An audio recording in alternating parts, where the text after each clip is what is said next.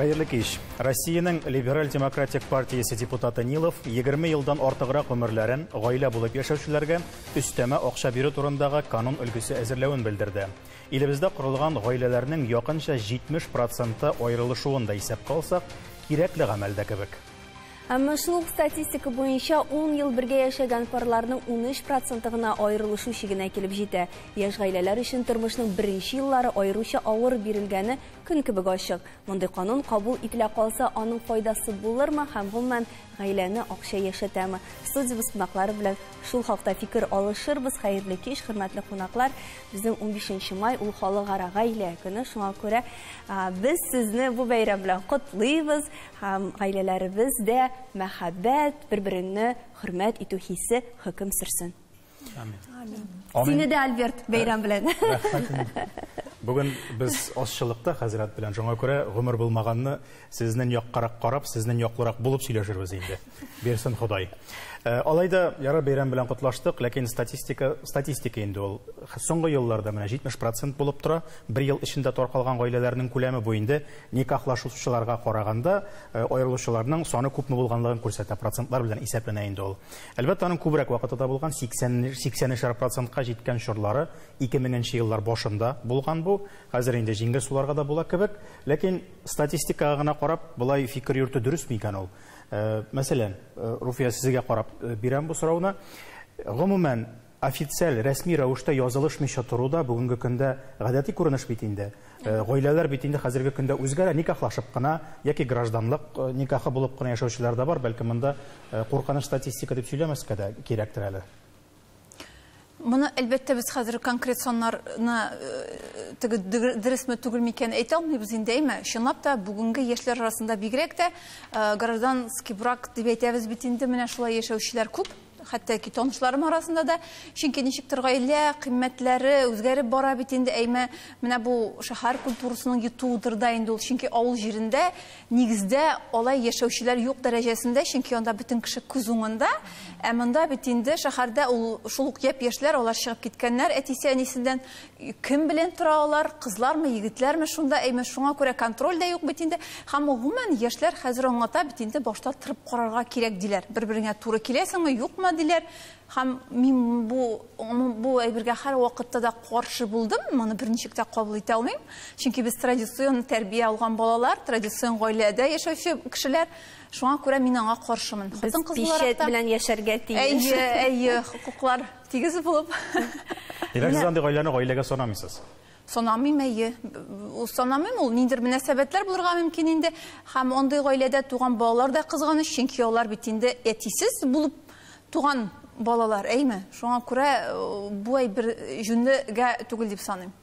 Менә Альбертның сүзенә бәйләнәсе килә, тапшыру башында ул без хәзрәт белән иратлардан икәү генә монда дип әйтте, ассызыклады.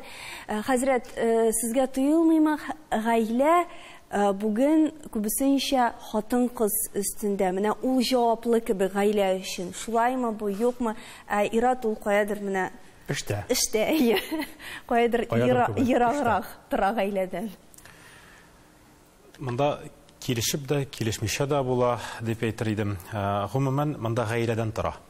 Бар, мәсәлән, хикмәтле гаиләләр, әни кеше гаиләне алып барса да, теге уйлап фикерли торган, кайсы юнәлешкә алып бара торган икәнлеген, әмма дә ләкин хикмәтле иттереп чыгарып, баласында, мәсәлән, әтисен хөрмәтләү сыйфатын тәрбияли. Һәм ул гаилә күп очракта тәрбияле була. Һәм әмма дә ләкин мин сезгә менә бер мисал гына әйтеп китим. Мәсәлән, бар шундый гаиләләр, әнисе анда кайгырта баласын да, гаиләдәге ниндер вакыт мәшәкатьләрне дәйме, ә ират бар, тик мәсәлән, күпме дип кенә сорый ала. Күпме акча биргән. Все, шуның белән аның ниндер вазифасы бетә. Мондый караш дөресме ул, юкмы? Әлбәттә, юк дип әйтер идем, чөнки балага акча да кирәкми, анарга күбрәк кирәк тәрбия.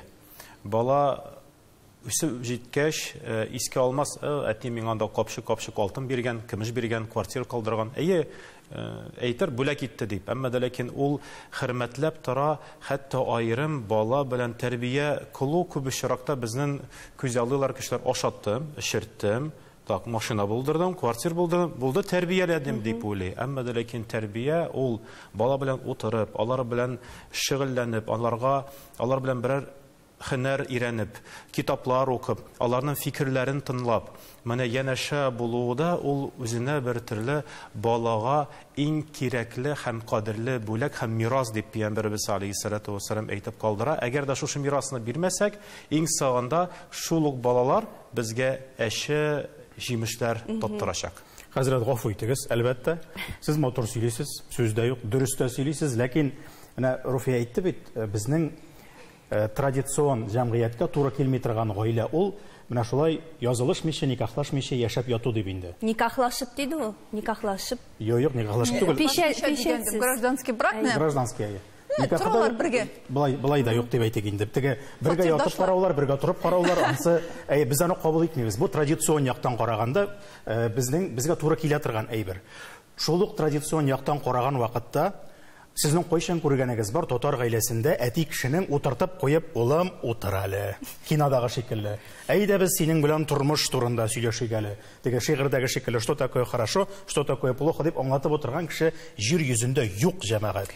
Татар гаиләсендә әтинең урынын күрсәтә торган иң зур сүз атаң кайта.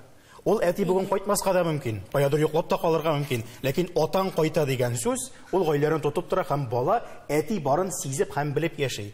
Ул 5 минут сайын баласын аркасыннан сөеп торга да тиеш түгел. Ул аның белән көн саен ниндидер фәлсәфи сөйләшүләр дә алып барырга тиеш түгел. Аның барлыгы җитә. Әгәр дә әтиең бар дигән сүз баланың күңеленә сеңгән икән, ул беркайчан да кырын юлга кертмәячәк. Нәрсә турында сөйлисез? Альберт, гафу ит әле, менә психологтан сорыйк, менә Альбертның фикерләве ни дәрәҗәдә дөрес, ни дәрәҗәдә дөрес түгел? Альберт үз фикерендә торырга мөмкин, әлбәттә, әмма мин килешә алмыйм. Чөнки бүгенге көндә әти-әнисеннән курыккан, әти-әнисен бер хөрмәт итү бу бер эш. Куркып, әти-әни белән контактта булмау бу икенче эш. Бала белән утырып, теге фәлсәфи темаларга көндә сөйләшергә кирәк түгел, әлбәттә. Әмма психологлар фикеренчә, ким дигәндә 20 минут көненә сыйфатлы вакыт үткәрү, гаджетларсыз, телефоннарсыз барып берне алып куеп, синең көнең ничек үтте? Бу көндә нинди кызыгай бер күрдең? Бу көндә нәрсә сине куркытты? Мине менә шул куркытты, мин менә моны күрдем дип аралашу, менә бу шул җылы контактны булдыра һәм ул җитә. Мин беләсезме, үз тәҗрибәмнән генә чыгып әйтә аламмы? Менә син сүрәтләгән әти, ул менә минем әти шундый иде. Менә шундый, минем хәзер баламның әтисе, ул менә сез сүрәтләгән ират, ул сөйләшә, ул аның белән вакыт үткәрә һәм беләсезме, минем әти аңа карап, кияү, син шундый бәхетле, карале мин күпмене югалтканмын икән, мин нигә үз балаларым белән шулай сөйләшмәгәнмен икән. Менә шундый фикергә килде. Шуңа күрә менә мин дә психолог. Беләсезме, шундый нәрсә бар. Аның белән утырып сөйләшү түгел. Аның белән, улым, әйдә утыннар кисеп килик әле. Әйдә балыкка барыйк әле. Уна утырасың аның белән. Хәтта сөйләшмичә бергәләшеп, шушы кармакка карап утырсан да, аның белән кочаклашып, ул шундый бәхетле булып үзен сизә. Мин үзем күп балалы әти кеше. Менә Аллаһка шөкер, хатын да акыллы. Менә 3 баламы? 3 бала, менә 4-нчесенә китәбез иншалла. Алла белсә, бәхетле булсын.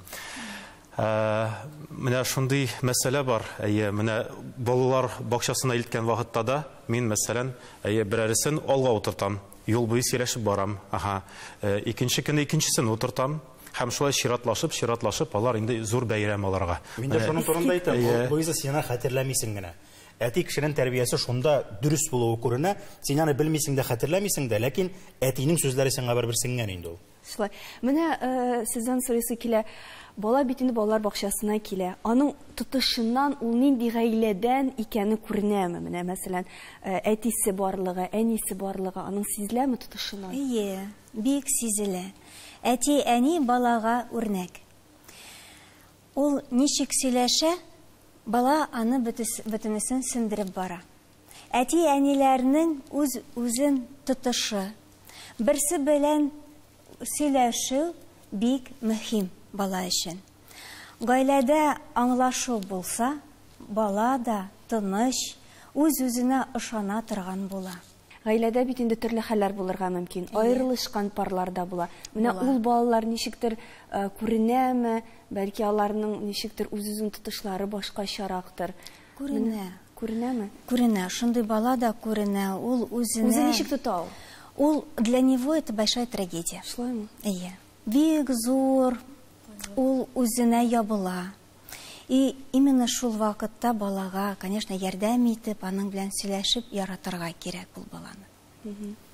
Бу очракта нинди ярдәм турында сөйләшергә мөмкин бит инде бала бер караганда. Балалар бит эгоцентриклар. Аларның минем янда, минем әйләнә тирәдә барлык булган әйбер минем аркада дип уйлыйлар. Шуңа күрә аларның әти-әни белән аерылышу да минем аркада дип уйлыйлар. Анда бик зур үзен гаепле хис итү, курку бик зур. Шуңа күрә андый балалар белән яшенә карап эш итү алып бару бик мөһим. Инде ул яшь үсмерләр белән сөйләшү, нидер шундый уеннар, карточкалар аша мөмкин, инде бәләкәй балалар белән бу директив һәм директив булмаган уеннар аша чыгаранда бит нәйберәем. Менә аерылышка нинди сәбәпләр китергә мөмкин? Без инде аерылышы турында сөйләшә башладык һәм ир белән хатын нинди кризислар белән очрашырга мөмкин? Монда беләсезме, аерылышу сәбәпләренә килгәндә, бөек классика Лев Толстойның сүзләрен җиткерәсе килә. Һәрбер бәхетле гаиләнең бәхете бер төрле, һәрбер бәхетсез гаиләнең бәхетсезлеге үзенчәлекле. Бу бик үзенчәлекле момент, әмма шулай да берничә сәбәпләрне аерып чыгарырга мөмкин. Миңа калса, дөресен генә әйткәндә, иң киң таралган сәбәпләрнең берсе бу ир белән хатын арасында аралашу, сөйләшү, килешү, бер-берсен ишетү булмау. Бу төрле этаплар, төрле чырларга карый, битнәй берне дә без бит инде ике улы кеше, без битнәй берне дә сөйләшеп, килешеп эш итә алабыз. Беренче бу иң мөһим сәбәпләрнең берсе. Икенчесе инде уртак максат булмау. Партнерларның берсе шәхси үсеш ала кискен, икенчесе үсми кала. Яисә безнең үсешләр капма каршы ике төрле якта була. Бу конфликтка китерә. Өченчесен әйтмәгез. Аерылышка китерүче башка сәбәпләрне без рекламадан соң белербез.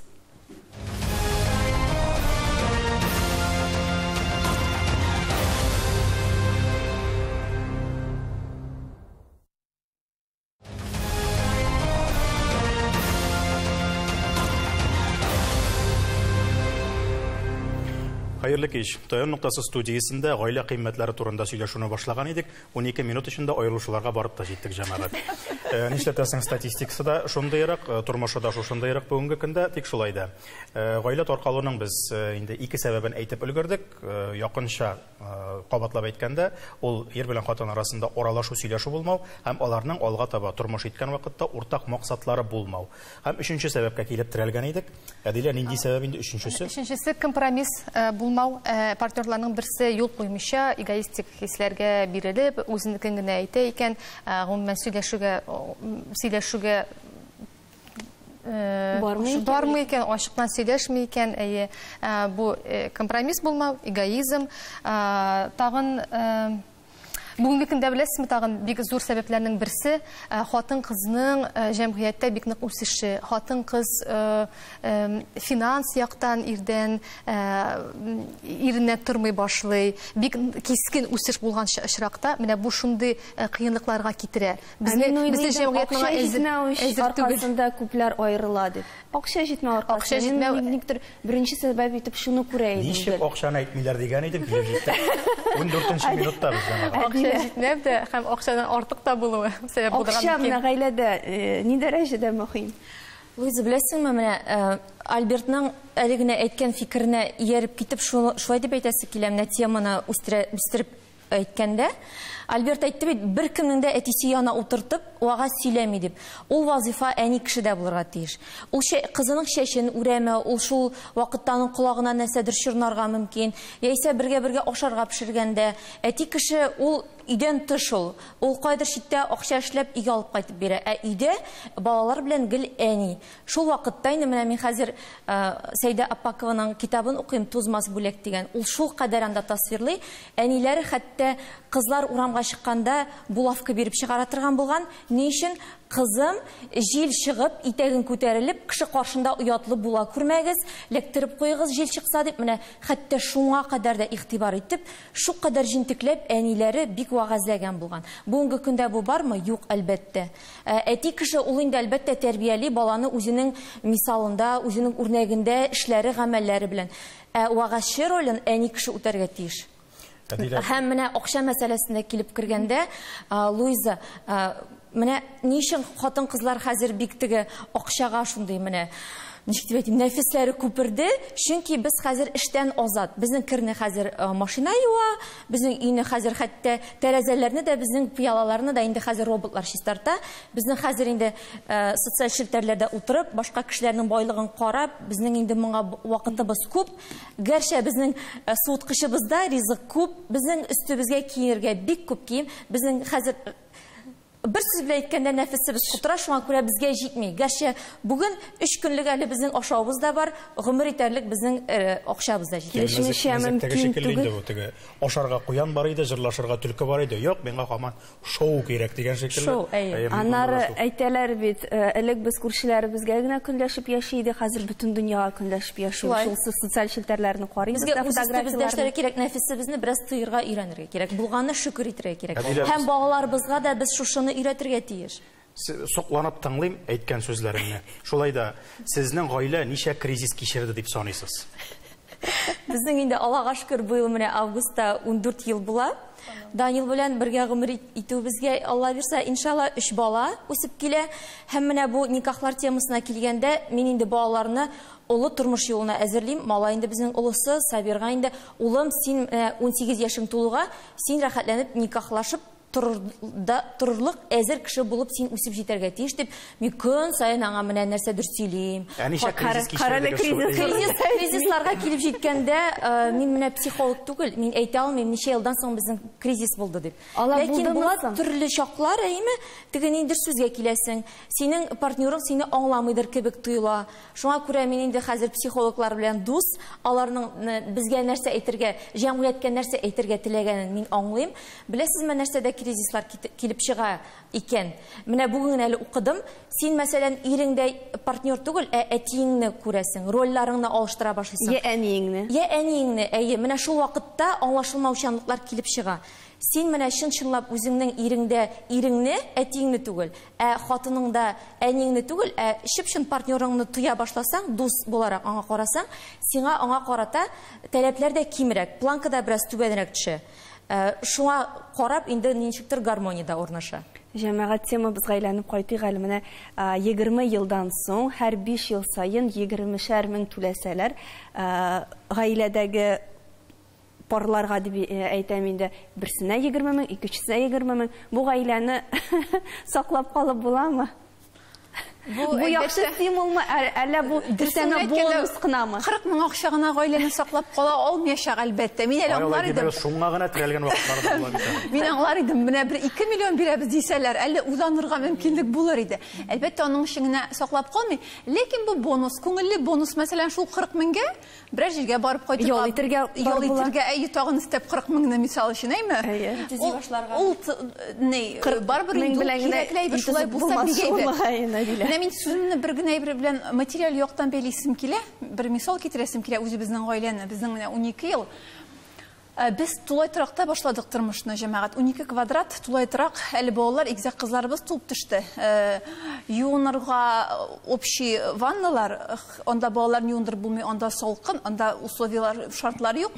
Шуңа күрә ирем белән ваннаны, кичкенә ваннаны тутырып алып керәбез, башта бүлмәне мич белән җылытабыз, аннан соң 2 баланы җуындырабыз. Анда инде идән тула су белән, аны тиз генә җыштырып аласың, аннан соң алып чыгып китәсең табакны. Менә шушылай biz 3 yılında yaşadık. Балаларның иң авыр чырлары шушында узды безнең. Әле иң бәхетле күңелле изгеләр булган. Беренчедә мин хәзер фотографиялар карыйм. Яңа елда бездә 8 мартта бездә 5-6 пар кеше килгән. Аларның бөтәле балалары да бар. Ничек сыйганбыз, искиткеч. Ләкин анда беренчедән безнең тулайтыракта яшәүчеләр булышты. Бала карашырга, менә әти-әниләр авылда бит инде безнең әйме 2 яктан да. Шуңа күрә мин әйтәм, ничек түздек микән? Бер генә дә авырсынып карамадык.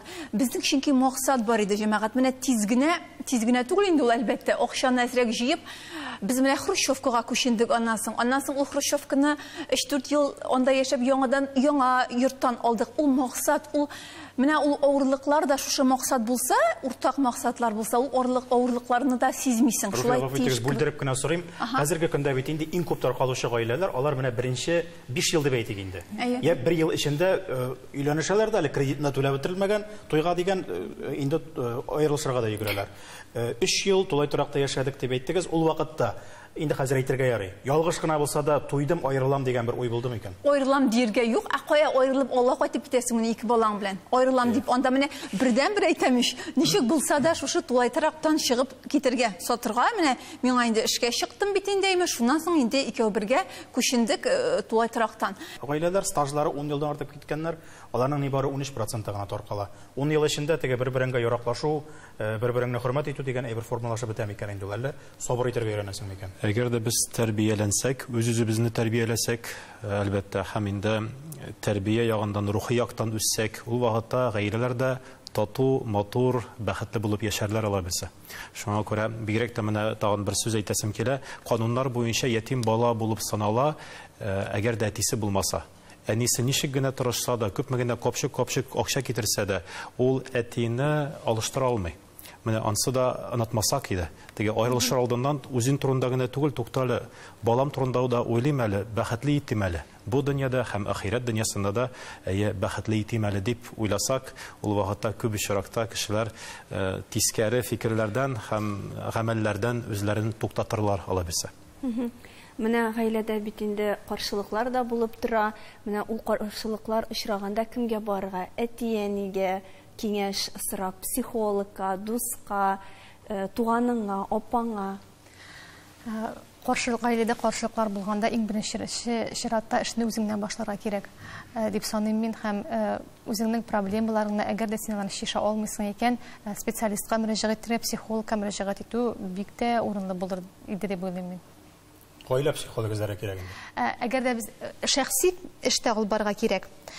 Ирдә хатында аерым, индивидуаль, шәхси алып барса бик әйбәт булыр иде. Һәм гаилә психологы шулай ук, әгәр дә безнең гаиләдә кризис икән, без аны үзебез йөреп чыга алмыйбыз икән, әлбәттә гаилә психологына мөрәҗәгать итәргә. Бер гаиләгә 3 психолог. Вот замана ичмасам.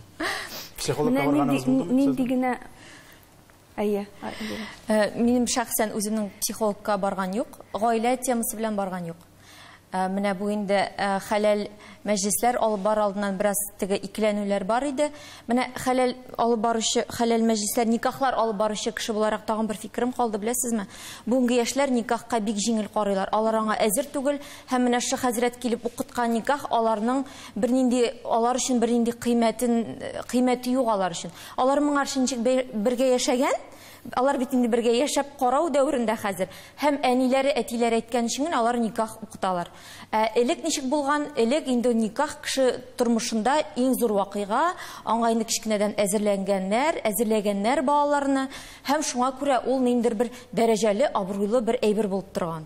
Бүгенге көндә аның дәрәҗәсе яшьләр арасында 0 кебек, шуңа күрә инде ничек алар бу адымга җиңел баралар, һәм таркату да алар өчен бик җиңел. Рәхмәт фикерләрегез өчен. Монда инде йомгаклап, шуны гына искә төшереп узасы килә. Җәмәгать, без адәм балалары бу дөньяга килгәндә үк инде парлы булып килгәнбез. Плюс-минус берничә көн булырга мөмкин әлбәттә.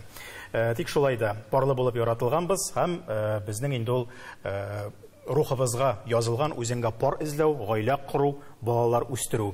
Һәм монда миңа калса иң мөһиме, алда тормыш барган вакытта үзеңнең икенче яртыңа, үзеңнең хәләл җифетеңә, нәкъ менә беренче очрашкан вакыттагы кебек гашык күзләрең белән карый белү. Шулай булып була микән ул, Альберт? Мин тырышам әле үзе. Ничек кенә булмасын, әти-әниле булу ул зур бәхет. Шуңа күрә җыр сүзләрен искә төшереп, аерылышмагыз, булса да сәбәпләре диеп саубулашасы килә. Таянырнык та һәр вакыт бар, шуны онытмагыз.